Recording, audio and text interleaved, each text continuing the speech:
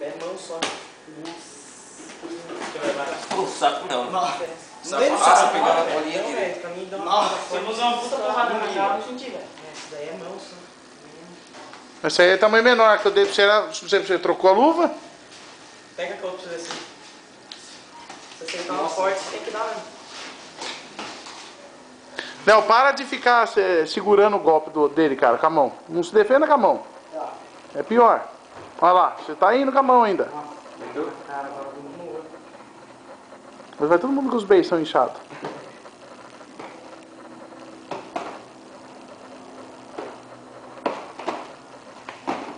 Machucou ele?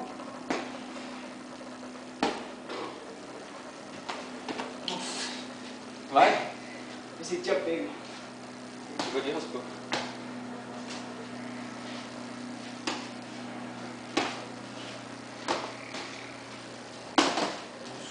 Tá doce?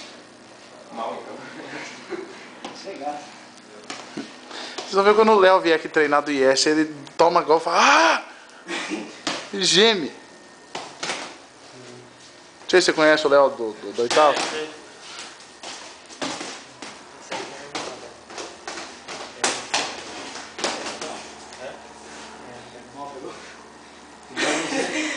Ô, bicho, quando que ele vem? Ah, eu não tenho que esperar ver quando que eles entraram na internet, né? Não tem o telefone deles? Beleza. Pra ligar? Eu tô filar.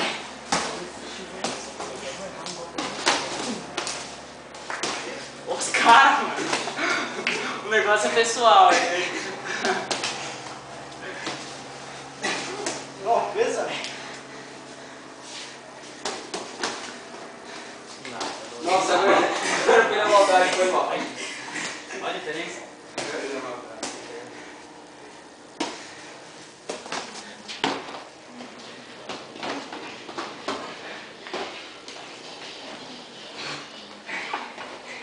Ai, coitado do Gonçalo, né?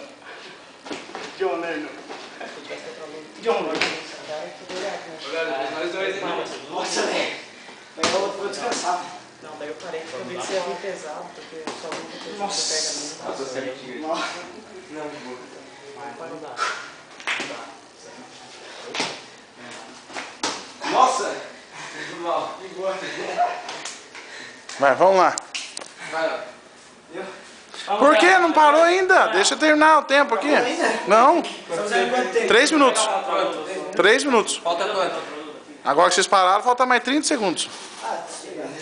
É, se chegar em 30 segundos dá tempo de morrer. Olha a luta. Olha isso aqui, ó. Né? Olha. Por isso que machuca. Essa aí é igual. Na boca. Na boca. Aquela Rio ali é 14? 12.